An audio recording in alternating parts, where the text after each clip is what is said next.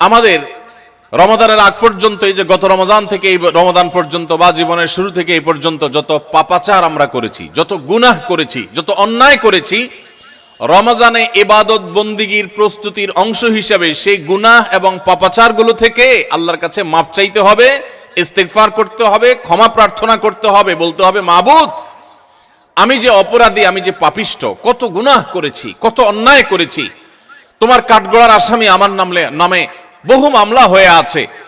এত অপরাধ করার পর রমাদানে যখন আল্লাহ তাআলা রহমত, বরকত, মাগফিরাত, নাজাত, বহুবিধ কল্যাণ তার বান্দাদেরকে দিবেন, পাপিষ্ঠরা তো সাধারণত আল্লাহর এই রহমতগুলো থেকে বঞ্চিত হয়।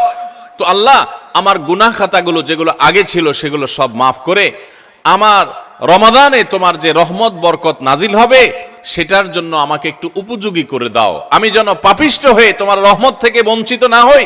এখন থেকে সেই দোয়া করা, সেই চোখের পানি ফেলা, ইস্তেগফার করা, এটা রমজানের প্রস্তুতির অংশ।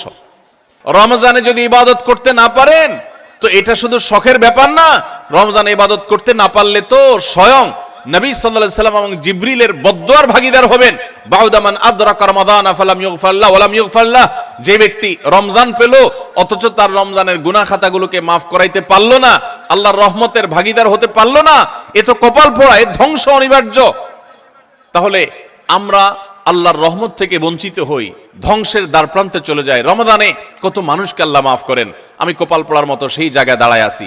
আগে যা ছিলাম রমজানে তাই, একটু রোজা রাখলাম, একটু ইফতার করলাম, একটু সাহারি খেলাম, একটু তারাবি টুকটাক পড়লাম, বাস এ হলো আমার রমজান। রমজান চলে যায়, আমার চোখের পানি আসে না, আমার দোয়া আসে না, আমার কান্নাকাটি আসে না, আমার ক্ষমা প্রার্থনা আসে না, আমার তওবা আসে না, আমার ইস্তেগফার আসে না, আমার জীবনটা পরিবর্তন হয় না, আমার সংশোধন হয় না, আমার আত্মশুদ্ধি হয় না, আমি কপাল মতো পোড়ার মতো পড়ে থাকি। এর অন্যতম প্রধান কারণ হলো যে আমি সারা বছর পাপাচার করে আল্লাহর রহমত থেকে এত দূরে সরে গেছি যে রমাদানের আল্লাহর এই রহমতের উপযুক্ততা আমার হারিয়ে ফেলেছি। এই জন্য শেখ সুদেশ তাদেরকে বলেছিলেন, আমার মনে হয় আমাদের গুনাহ এবং পাপাচারের কারণে আল্লাহর রহমতের উপযুক্ততা আমরা নষ্ট করে ফেলেছি। এই জন্য রমজান আসার আগে প্রস্তুতি হিসাবে আমরা আল্লাহর কাছে চোখের পানি ফেলে দোয়া করে আগের সব গুনাহগুলো মাফ চেয়ে নেই যে আল্লাহ রমজানের রহমতের উপযুক্ত হওয়ার জন্য আমার পূর্বের সব গুনাহ মাফ করে দেন।